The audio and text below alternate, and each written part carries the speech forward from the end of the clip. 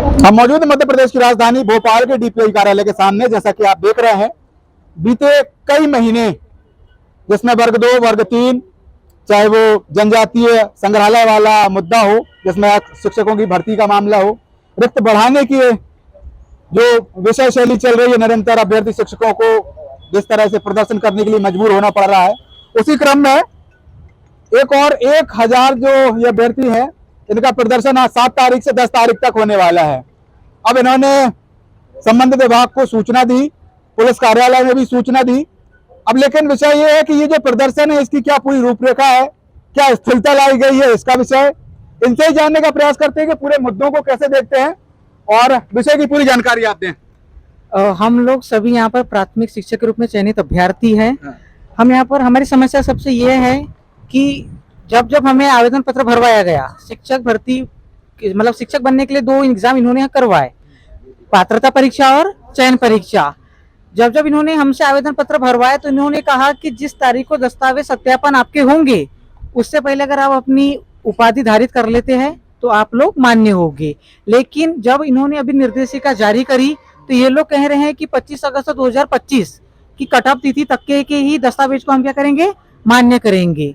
तो हमारी मांग यही है कि आपने इन्होंने हमसे जब भी आवेदन भरवाया तो उसमें एक शर्त आती थी जिसमें स्टार के रूप में अंकित रहता था, रूल नंबर 49। इसमें लिखा रहता था कि जिस तारीख को आपका दस्तावेज सत्यापन होगा, उससे पहले अगर आप योग्यता धारित कर लेते हैं तो आप लोग मान्य होंगे। लेकिन अब ये लोग एक कट ऑफ तिथि डाल रहे हैं कि 25 अगस्त 2025 तक की दस्तावेज ही हम मान्य होंगे। यानी कि अगर आप सितंबर 2025 में, अक्टूबर 2025 में या उसके बाद कभी भी अर्जित करते हैं तो ये लोग हमें अपात्र सूची में डाल रहे हैं। तो हमारी मांग यही है कि ये भेदभावपूर्ण जो व्यवहार आप लोग कर रहे हैं यह न करे। अभी तक किसी अधिकारी साहब के संबंध में बात हुई? निरंतर जो है आयुक्त महोदय और संबंधित अधिकारी को जो सूचना दी जा रही है, बस उन लोगों की तरफ से एक आश्वासन दिया जा रहा है कि हम लोग आपकी बातों को संज्ञान में लेंगे। लेकिन हमारे सामने एक इमरजेंसी वाली सिचुएशन है, क्योंकि एक बार इसका दस्तावेज सत्यापन हो चुका है 17, 18, 19, 20, 21 और 22 जुलाई तक के, वो प्रथम अवसर था। और अब अंतिम अवसर के लिए इन्होंने 10 अगस्त तक की तिथि घोषित की है। उस तिथि में अगर वो रूल्स अगर ये लोग नहीं हटाते हैं तो हम सभी अभ्यर्थी जो है अपात्र घोषित कर दिए जाएंगे और हमारा जो शिक्षक बनने का सपना था वो यहीं अधूरा हो जाएगा। यहाँ पर जो सभी छात्र हैं जो मध्य प्रदेश के दूर दूर के जिलों से आए होंगे, अब एक अभ्यर्थी करता क्या है, अभ्यर्थी ये सोचता है कि जो एग्जाम आएगी, जो एग्जाम ये लोग रखेंगे, आवेदन पत्र भरवाएंगे, उस अनुसार आवेदन भरेंगे, एग्जाम में बैठेंगे।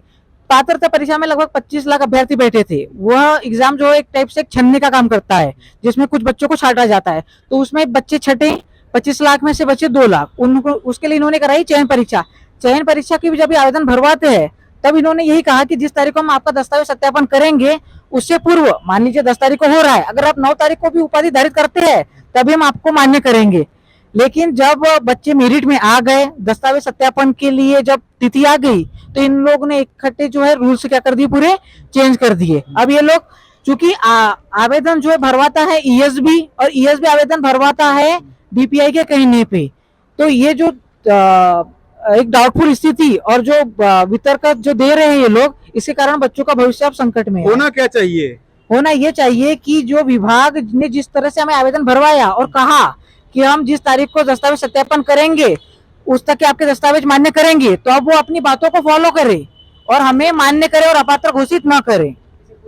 क्या कहती हैं आप जो विषय लेके आई हैं? हम लोग का यही कहना है कि पिछली भर्तियों में जिस तरह से ये रूल नहीं था और जो भी अलाउ किया गया था, जो दस्तावेज सत्यापन तिथि तक की सारे डॉक्यूमेंट्स मान लिए जाते थे और उनको अलाउ कर दिया जाता था। लेकिन अभी का ये जो न्यू रूल इन्होंने ऐड किया है कि जो कट ऑफ तिथि निर्धारित कर दी गई है, तो इससे हम सभी को समस्याएं हो रही है। हम सभी अच्छी मेरिट वाले हैं और सभी लोगों ने दोनों एग्जाम पास किए हैं, तो उनसे हमारा सिर्फ यही निवेदन है कि हमारी कट ऑफ तिथि को ना देखते हुए सिर्फ और सिर्फ दस्तावेज सत्यापन तिथि को अलाउ कर दिया जाए, हमारे सारे डॉक्यूमेंट्स मान्य कर दिए जाए, यही कहना चाहते हैं। तो आप देख रहे हैं मेरे पीछे कितने लोग बैठे हैं जो एक ही विषय को लेकर आए हैं और इनका जो मुद्दा है वो निरंतर जोर पकड़ता जा रहा है। 7 से 10 तारीख तक ये लोग यहाँ पे बैठने वाले हैं। लेकिन आप पीछे देख सकते हैं, मेरे पास में जो बैनर लगा हुआ है उसमें लिखा है 10 तारीख से होने वाले वेरिफिकेशन में ऑफिशियल आवेदन पत्र की शर्त 49 दस्तावेज सत्यापन, एक उपलब्ध पूर्ण B.Ed योग्यता मान्य करो। ये जो प्रावधान है इसमें कई सारी बातें, इनसे बात जानने का तो हम कोशिश कर ही रहे हैं कि विषय की पूरी गतिविधि क्या है और ये क्यों ऐसा किया जा रहा है, क्या कहना चाहेंगे आप?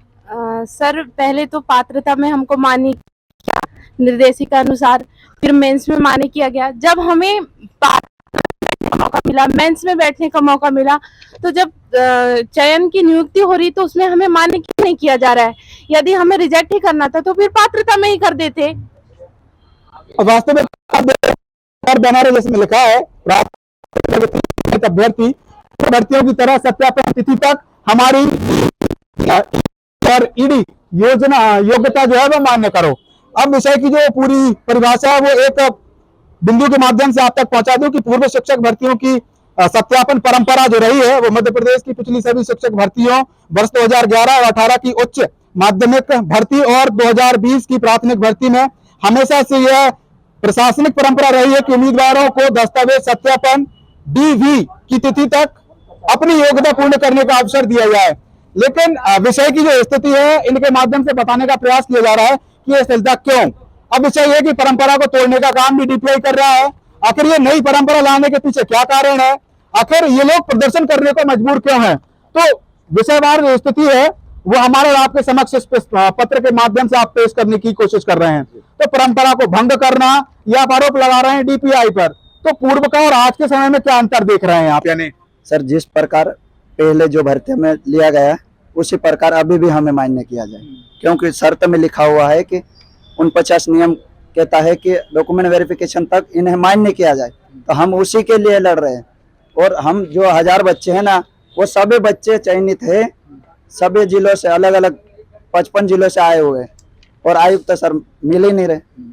अब विषय ये है कि न्यायिक परंपरा का अधीन न्यायपालिका, कार्यपालिका, विधायिका और मीडिया जो कि हम काम कर रहे हैं, खबर को आप तक पहुंचाने का प्रयास कर रहे हैं, लेकिन इनकी जो विशेष मांग है वो है कि संचालक महोदय इनसे मुलाकात करें, इनकी बात को सुने, समझे और उस पर अमल करने का भी प्रयास किया जाए यदि बातें वैध हैं तो।